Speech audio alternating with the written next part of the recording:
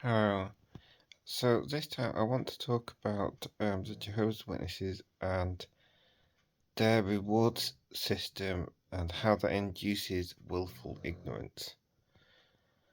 So a lot of Jehovah's Witnesses have existed most of their life in the organization, right? Now, any age of Jehovah's Witnesses can eventually wake up and leave the organization,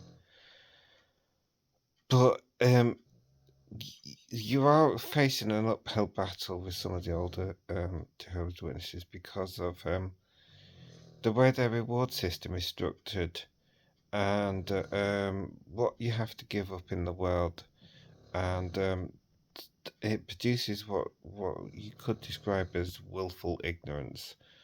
Um, so when you're in the Jehovah's Witness, you give up a good career, you give up activism, and you put everything your whole life into the organization. So, and then you manage to make progress. So you make friends. In the organization, you progress to ministerial servant, to elder, maybe even to overseer. Whatever it is, you make progress within the organization.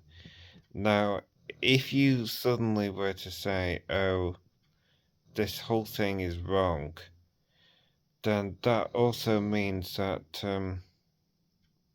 everything that you've succeeded in achieving within the organization effectively is all for nothing, and that produces within people a cognitive dissonance in favor of the organization. So basically, it's like the sunk cost fallacy. You sunk all these costs into progressing within the organization. You've achieved so much, and you've got all these conditional friends, and so you just want to carry on. Now, part of the thing is that some of the people that were close to me when I was in the organization left, but not well, people that are supposed to be spiritually strong are supposed to prioritize friendships with the most indoctrinated members of the organization. So if you do that, then it's almost impossible to break free because you're so hopelessly addicted to achieving it more in the organization. I mean, Marcus Vaughan um, was the ex Bethelite, Warkill Bethelite, was mentioning this to some extent. He was saying that some people like treat it like a video game where you've got to like produce all these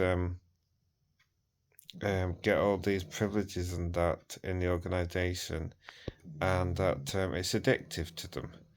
So it's now to me, sometimes I've like seen it do other way around, like it's an addictive game to see if I can find some way of getting my family to leave the organization. But at the end of the day, they make a decision. They're an adult. They make a decision, and if they want to be willfully ignorant because of um, the um, the names and that they're getting, then then that's their choice. Because like Jesus himself said about them, that they're getting their reward in full. They're getting all the accolades, the praise from men, and everything that they want.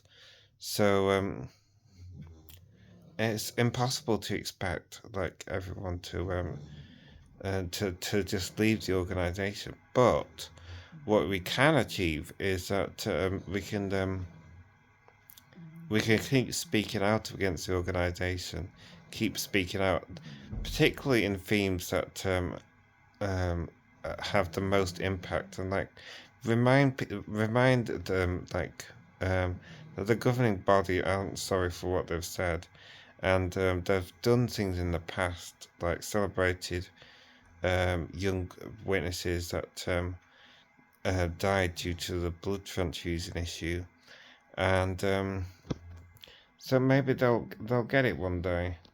But yeah, you just have to do your best, and it's not about getting one's individual family out. It's about getting the message out, encouraging people to to leave, and maybe someone somewhere in the organization hears the message. Maybe they feel like they've not achieved anything, they're not getting anyone to come in, and people that they know are leaving, and then they just like start researching it, start googling it, and then the scales that are on their eyes just fall off, and then they can like see what's going on.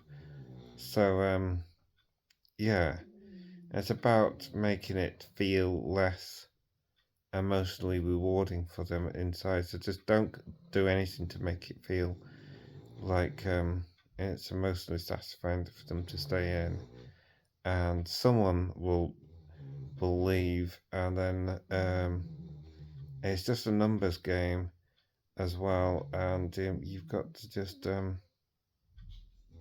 encourage some people to leave, and yeah, I've got a lot more to say on this, but for now, I just wanted to say that you have to keep this realism, and sometimes and just keep pushing through, because you can't reach them, but you can reach someone, and then they can reach the family. So you don't know where it will, how it will achieve it, but it can achieve it eventually. And so yeah, it's just about waking up who you can, and then eventually it might wake up your family. But if it doesn't, then you've still achieved something. You've still achieved helping some people understand about the organization, why it's not worth